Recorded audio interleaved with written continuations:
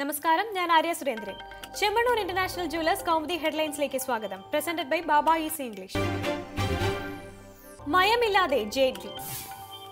അക്രമ രാഷ്ട്രീയ വിഷയത്തിൽ ഇടതു സർക്കാരിനെയും സിപിഎമ്മിനെയും പ്രതിക്കൂട്ടിലാക്കി കേന്ദ്രമന്ത്രി അരുൺ ജെയ്റ്റ്ലി. തലസ്ഥാനത്ത് RSS പ്രവർത്തകനെ കൊലപ്പെടുത്തിയത് ആസൂത്രിതമായി. പാർട്ടി ഓഫീസുകൾ ആക്രമിക്കുന്നത് പോലീസ് നോക്കി നിൽക്കുന്നു. ക്രമസമാധാനം ഉറപ്പുവരുത്താനുള്ള രാഷ്ട്രീയ ഇച്ഛാശക്തി സംസ്ഥാന സർക്കാർ കാണിക്കണമെന്നും തലസ്ഥാനത്ത് പ്രതിരോധ മന്ത്രി. കേരളത്തിൽ അക്രമം അഴിച്ചുവിടുന്നവർ തന്നെ സ്വയം ഇരകളാണെന്ന വാദം നിരത്തുന്നു. അക്രമങ്ങളിൽ ഇരയായ LDF പ്രവർത്തകരെ സന്ദർശിക്കുന്നതിനും തടസ്സമില്ല. സർക്കാരും CPM-ഉം നടത്തുന്ന സമാധാന ശ്രമങ്ങളുമായി BJP സഹകരിക്കുമെന്നും ജെയ്റ്റ്ലി.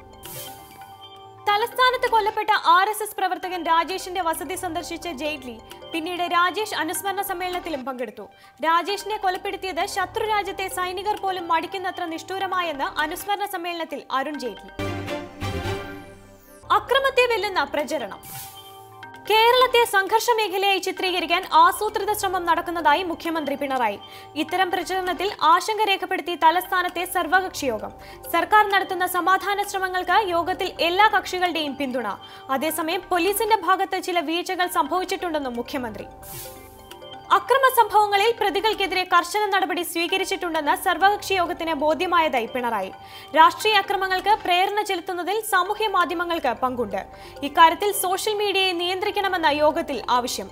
സർക്കാരിന് ഈ വിഷയത്തിൽ എന്തു ചെയ്യാൻ കഴിയുമെന്ന് പരിശോധിക്കുമെന്നും പിണറായി. വിടാതെ തുടരുന്ന വിവാദം. മതസ്പർദ്ധ വളർത്തുന്ന പരാമർശത്തിൽ മുൻ പോലീസ് മേധാവി TP സെൻകുമാറിന്റെ അറസ്റ്റ് രേഖപ്പെടുത്തി പോലീസ്.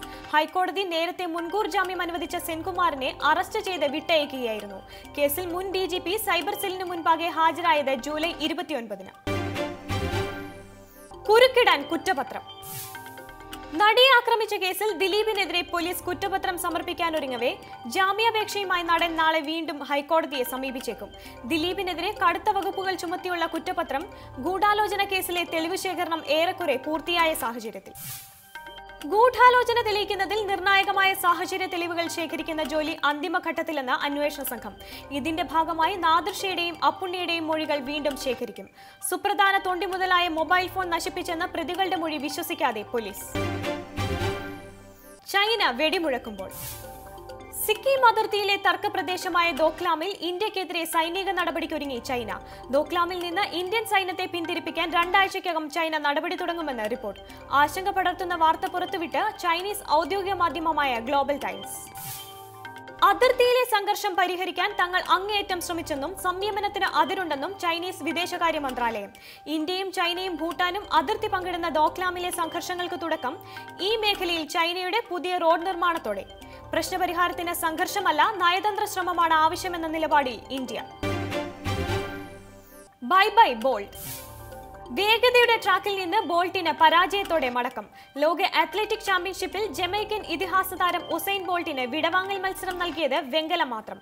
100 മീറ്ററിൽ ബോൾട്ടിനെ മുട്ടുകുത്തിച്ച അമേരിക്കൻ താരം ജസ്റ്റിൻ ഗാഡ്ലിൻ ചരിത്രം എഴുതിയത് 9.92 സെക്കൻഡിൽ.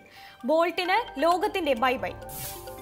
അപരാജിതനായ വേഗരാജാവിനെയും ആരാധകരെയും ഞെട്ടിച്ച മത്സരത്തിൽ സ്വർണം കൈവിട്ട ബോൾട്ടിനെ 3-ാം സ്ഥാനത്തേക്ക് തള്ളിയത് അമേരിക്കൻ താരം തന്നെയായ ക്രിസ്ത്യൻ കോൾമാൻ.